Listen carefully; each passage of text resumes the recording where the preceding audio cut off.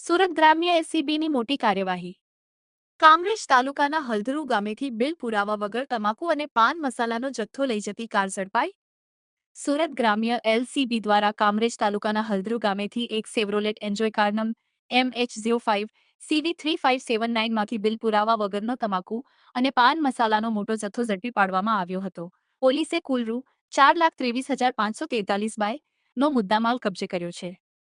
Police મહાનિરીક્ષક Shri Premvir નસી સાહેબ તથા police અધિક્ષક શ્રી રાજેશ ગરિયા સાહેબના માર્ગદર્શન હેઠળ સુરત ગ્રામ્ય જિલ્લામાં નેશનલ હાઈવે અને સ્ટેટ હાઈવે ઉપર ગેરકાયદેસર પ્રવૃત્તિઓ અટકાવવા ખાસ પેટ્રોલિંગ અને વોચ ગોઠવવામાં આવી હતી. એલસીબી બાય પેરોલ ફ્લો સ્ક્વોડની ટીમ પેટ્રોલિંગમાં હતી ત્યારે ખાનગી બાતમીના આધારે હલધરુ ગામની હદમાં નાકાબંધી કરવામાં આવી હતી. આ દરમિયાન શંકાસ્પદ કારને રોકી તપાસ કરતા તેમાં અલગ અલગ કંપનીના પાન મસાલા અને તમાકુનો જથ્થો મળી આવ્યો હતો. પૂછપરછ દરમિયાન આરોપીઓ કોઈ બિલ પુરાવો રજૂ કરી શક્યા નહોતા અને જથ્થો મહારાષ્ટ્ર રાજ્યમાં સપ્લાય કરવા લઈ જતા હોવાની કબૂલાત કરી હતી. SX24 ન્યૂઝ ગુજરાતી સાથે અશ્વિન ચાવડા, સુરત.